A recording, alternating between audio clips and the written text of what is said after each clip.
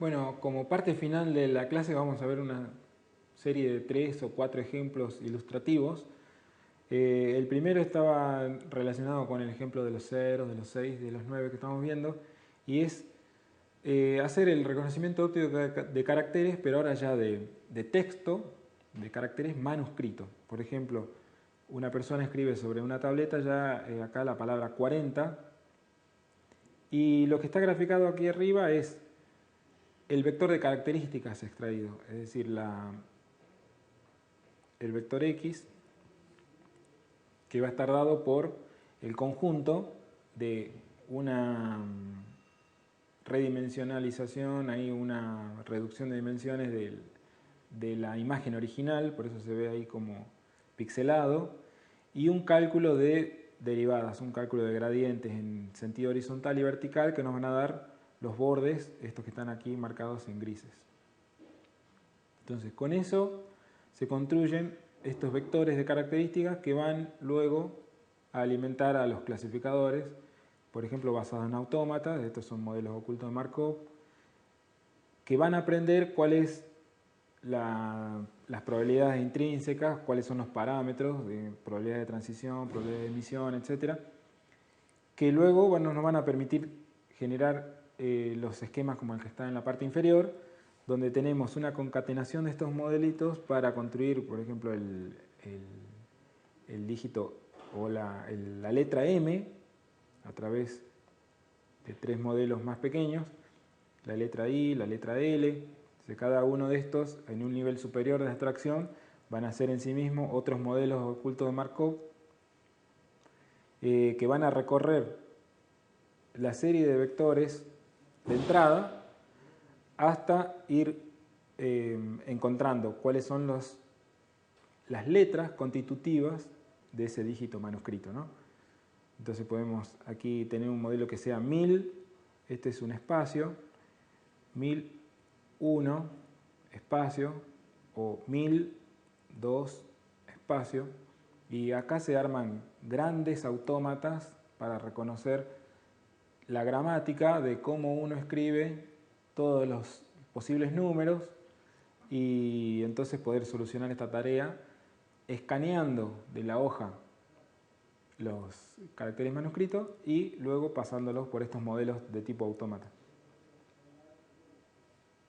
Otra tarea es el reconocimiento de señales de tráfico, esto para sistemas de asistencia vial, consiste en el reconocimiento de, por ejemplo, llevamos en el automóvil una cámara que toma la imagen de la escena que está entrando y queremos reconocer los patrones o las señales de tráfico. Por ejemplo, los identificadores de velocidad máxima, los identificadores de vía cerrada o cualquiera de ellos. Entonces, aquí la segunda imagen muestra cuál es el proceso o preproceso que se llevó a cabo, que es binarizar, segmentar por color, etc. Y poder identificar aquí con el rectángulo verde el patrón ya buscado. Esa es la detección del signo en la imagen. Eso es lo que luego hay que aprender a discriminar un signo de otro a través de los vectores descriptores y a través del clasificador, que es la vía aquí por abajo, cómo es que uno, o cómo es que el sistema puede decir, por ejemplo, señal de no seguir derecho, o señal de pare, o señal de velocidad máxima 60 o 80, etc., para hacer la indicación al usuario. Entonces, aquí vemos cómo está el diagrama en bloques, que se corresponde con el diagrama funcional que habíamos visto al principio. Entonces, imagen de entrada, adquisición, sería todo el bloque inicial de preproceso. Luego vendría la detección de características, encontrar el sistema y detectar el signo.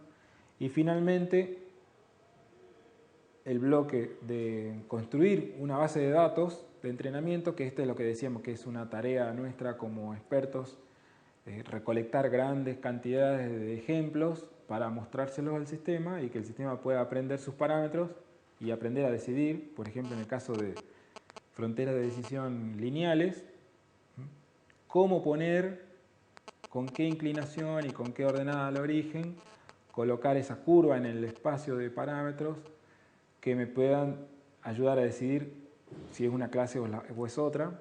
Todo eso van a aprenderlo a hacer durante el curso.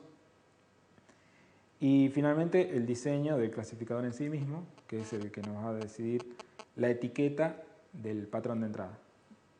Otro ejemplo es reconocimiento facial.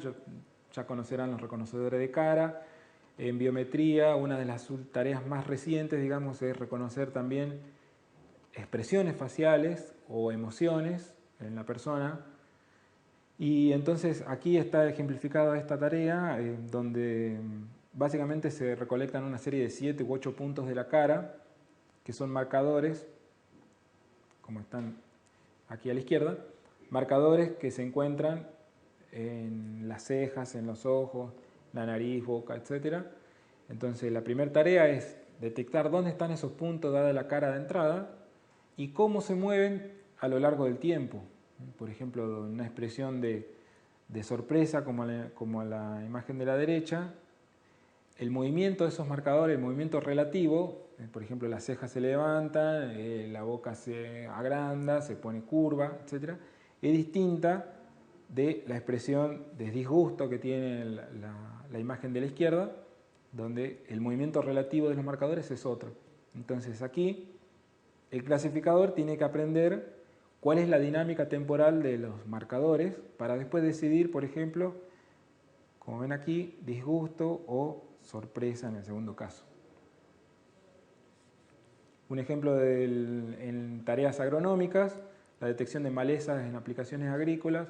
Esto es para sistemas de siembra automática, o en este caso era para el inoculante, para los productos químicos que se colocan en el campo para eliminación de malezas. Tiene montado un sistema de cámara, un sistema de visión artificial, que va tomando imágenes del campo en todo momento y va decidiendo, aquí vemos o bien en rojo o bien en verde, la etiqueta que le va asignando a cada planta que va viendo en el campo. Entonces todo lo que es fondo, todo lo que es tierra o piedra o toda otra estructura que haya, es sacado del juego. No se tiene en cuenta como píxeles negros ahí, y los objetos que sí son del interés, que son las plantas, son las que finalmente el sistema decide la etiqueta como maleza o planta de interés. Puede ser ahí una maleza de, por ejemplo, la soja, y entonces al etiquetarlo con rojo, luego después se inyecta el producto químico que sea en el campo, y donde están las plantas de interés, no, por ejemplo. Entonces esto reduce mucho los costos de agroquímicos en el uso agrícola. Esta es una de las tareas que lleva adelante el grupo, es el reconocimiento de sonidos masticatorios en rumiantes. Aquí pasamos de ejemplos basados en imágenes como para que vean un ejemplo basado en señales de audio. Entonces se coloca un micrófono en la frente del animal que recoge por vía ósea el sonido que hace él mismo cuando está pastando. Entonces está bien, acá hay 2 o 3 eventos de interés que son el arranque de la pastura, la masticación, o hay un evento que es conjunto, arranque y masticación en el mismo momento. Entonces acá vemos un ejemplo de la señal temporal, esta es la señal de audio, el sonograma de la señal adquirida, y acá un análisis muy básico que es el espectrograma. Y luego,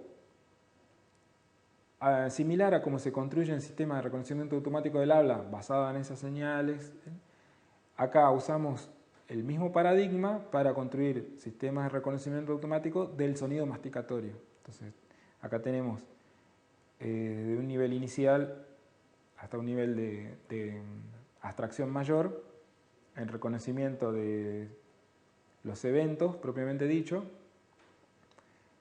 a subnivel, a nivel de evento o a nivel de modelo de lenguaje. El modelo de lenguaje que en este caso actuaría como, supongamos, acaba de arrancar, ¿qué se espera encontrar después? ¿Otro arranque o una masticación? Entonces esto mejora después el desempeño de los sistemas, haciendo por ejemplo que la clasificación que se va dando de arranque-masticación sea mayor. Entonces aquí tenemos como ejemplo el chew, que es el arranque, bite, la masticación, y chew bite, que es el evento conjunto de arranque y masticación. Y sil como un silencio que va a absorber la dinámica de la señal entre eventos. Y bueno, acá les dejo como simplemente una enumeración de alguna de la infinidad de tareas que pueden ser resueltas a través de estos sistemas, algunas basadas en reconocimiento de imágenes, como las que les estuve mostrando, otras basadas en reconocimiento de habla o de lenguaje, reconocimiento de identificación del locutor, que es decir, no me interesa saber qué es lo que está diciendo, sino quién lo está diciendo, el reconocimiento de la identidad a través de su voz. Otras tareas, por ejemplo, la traducción automática, donde la salida no es la etiqueta de lo que está diciendo o de quién lo está diciendo, sino es una señal similar, pero en otro idioma. Algunas aplicaciones biomédicas, segmentación de imágenes, biometría, reconocimiento de huella, de palma, de venas en la mano, etc. O biometría, por ejemplo, reconocimiento del modo de caminar de una persona, y muchas otras. Y también aplicaciones en bioinformática, en economía y un gran etcétera. Finalmente, como para que